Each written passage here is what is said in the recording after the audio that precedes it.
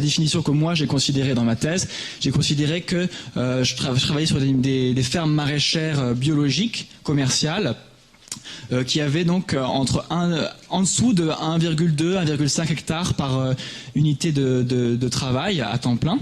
Parce que souvent, en maraîchage biologique diversifié, on considérait dans le passé qu'il fallait au moins 1,5 hectare pour être viable. Donc moi j'ai considéré des fermes qui étaient en dessous d'1,2 hectare, 1,5 hectare.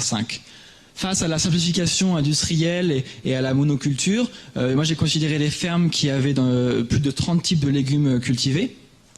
Face à la motorisation croissante et à l'agriculture capitalistique qui demande de plus en plus d'investissement, j'ai choisi des fermes qui remettent en question la nécessité absolue de la motorisation. Ça ne veut pas dire qu'elles refusent d'être motorisées, c'est-à-dire qu'elles questionnent la motorisation et qu'elles essaient de réfléchir à la place juste de la motorisation sur une ferme, et qui revendiquent aussi le fait de pouvoir s'installer à faible investissement.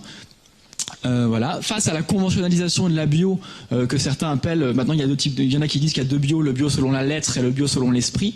Face à cette bio comme uniquement un cahier des charges technique, j'ai pris des fermes qui voyaient dans le bio vraiment cette démarche globale qui valorise avant tout la collaboration, donc collaboration entre les hommes et collaboration avec les écosystèmes. Face à l'optimisation et la maximisation du profit, j'ai choisi aussi des fermes qui revendiquent d'autres registres d'action, comme l'éthique et le sens. Et face à la montée d'un modèle unique, standardisé, avec des packages techniques qu'on va appliquer partout, j'ai considéré des fermes qui avaient des multiples sources d'inspiration.